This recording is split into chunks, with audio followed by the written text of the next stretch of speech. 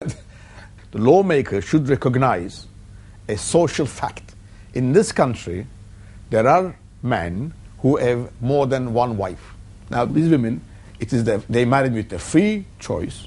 We both know that there is a saying that when you are in Rome, you do as the Romans do. There are a lot of people in this country, supposedly they have only one woman in their lives.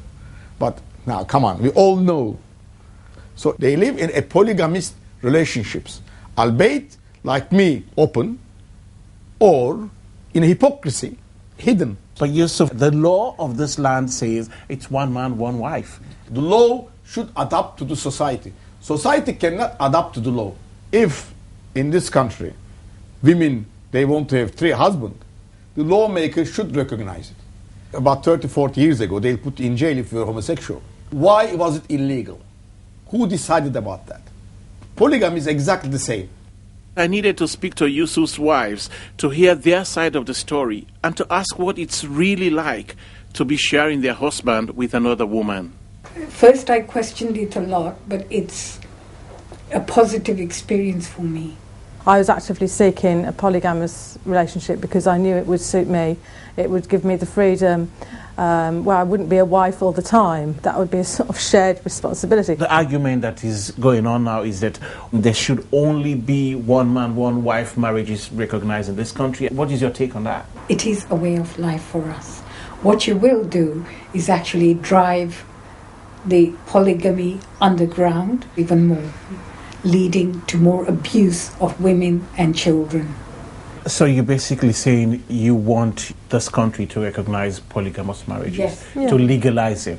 Yes. Yeah. One movement that is afoot now is young professional Muslim women in the City of London who have actually approached me, asking me for religious guidance on whether polygamy might be a way of enabling them to continue as high flyers in the city or on Canary Wharf, so that there's another wife at home who's looking after the kids, so that they can, as it were, have the best of both worlds. And there are women who are in that situation.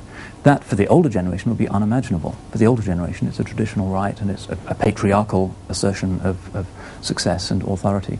The younger generation, often it's about female opportunity, and that really is new. Cambridge scholar and imam Tim Winter believes that in a modern Britain, it doesn't make sense to criminalize polygamy between consenting adults.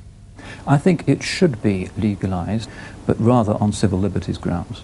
That is to say, that if a group of people decide to live together, to produce children, and to call it marriage, it's hard to see why in a liberal society that shouldn't be recognized in order to protect the individuals and in order to legitimize the offspring of such a union. I think that's quite a strong argument.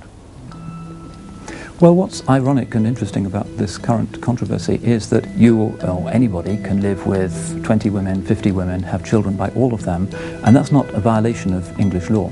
The only legal infraction occurs when you decide to call it marriage. So in essence, it's about vocabulary. It's not about what's actually happening. For this film, I've taken a journey into the hidden culture of polygamy in the UK, and I've discovered 2 worlds. One of deceit and abuse, and one of consensual coexistence. The system can't win, and I think it's failing the women, and I think the law of this country is failing the women. I would rather say to them, okay, accept my marriage as legal. I would like that opportunity. In a situation where women in unregistered religious marriages can be abandoned by their husbands with no legal recourse and no marital entitlements, clearly some kind of actions need to be taken. But for the time being, polygamous marriages have been swept under the carpet of multiculturalism, and the government is holding the brush. Sorry, Samora. We asked the government minister to come onto the programme, but no one was available. But we're joined from Norwich by Baroness Varsi, Shadow Community Cohesion Minister, who was in the film, and here by Anna Khan, a family law solicitor. Baroness Varsi, first of all, you heard several of the men in the film saying that polygamous marriages were increasingly acceptable in this country among certain Muslim families. Does it surprise you that polygamy is on the increase or not? No, it doesn't surprise me, and I think that report was a very well balanced report. It looked at all the different arguments, and the issues that I've been raising is that these issues need to be raised, and I think that report did that. It highlighted the different views that there are in this community, but it also brought to the forefront that it is a practice that is on the increase. Anna, from your point of view as a solicitor, dealing with polygamous marriages and different parties within them, do you find that most women are coerced or don't know that their husbands have taken a second or third wife?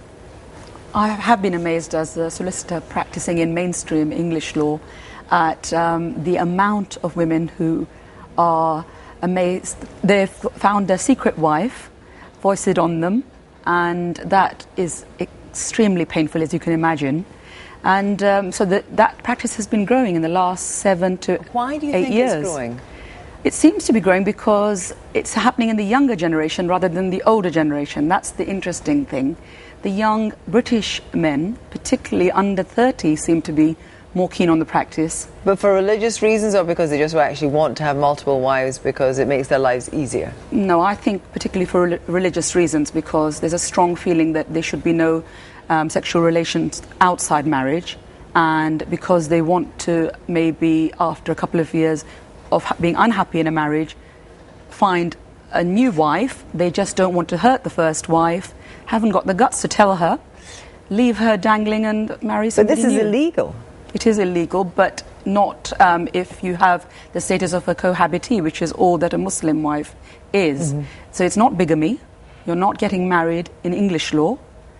It isn't recognised, that second marriage. So therefore, Baroness Varsi, can you actually outlaw it? I mean, officially it is outlawed, but if what Anna is saying is correct, then cohabitees is nothing illegal about that. Yeah, I mean, Anna is right, and that's where the loophole lies, that these are marriages in practice. They're referred to as marriages, they're religious marriages, but because they're not registered under English law, they're not recognised under English law as a marriage. But actually, interestingly, this marriage, if these marriages are conducted overseas and just a religious ceremony takes place and that couple come to the United Kingdom, they are accepted as married. So a religious ceremony, if conducted overseas, is accepted as a valid marriage. But if a religious ceremony is conducted in the UK, it is not accepted as a valid marriage in English law. So there are anomalies there that need to be put right. But the difference between you seems to be that, Baroness Varsi, you want to see these outlawed and illegal, and your position is very much one man, one woman in a marriage.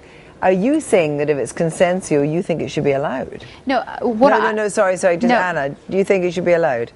My point is that I don't want to condemn polygamy as an institution, because it's worked obviously for many millennia, and even now in the Mormons, etc., it's working. Jemima Khan's parents, apparently multiple wives and families. But it's actually not under English law, under Scots law. It's not part of the law of this country. It's not legal, and it's not compatible perhaps with the British way of life, and that's what you have to look at. It's not polygamy per se that's the problem. It's perhaps not what the British society wants to recognise at this moment in time. So should it be outlawed? So it is outlawed. But it is outlawed. Continue to be outlawed? Should the government, perhaps I should put it this way, should the government be doing something about it? Well, considering that even, as you mentioned, in Pakistan, the law was changed in 1961 so that the first wife had to give her consent to the marriage. And it's declined greatly because of that. And it's looked down upon to have a second wife. And it's rare, but here it's increasing, so something does need to be done. Do you think it should ever be accepted in this country, though? I think there's a debate for, in the future, allowing people to be open about their relationships. I don't like subterfuge. What do you think about that? Especially when you hear what B went through, for example, the one person who spoke to who was still far too scared to speak.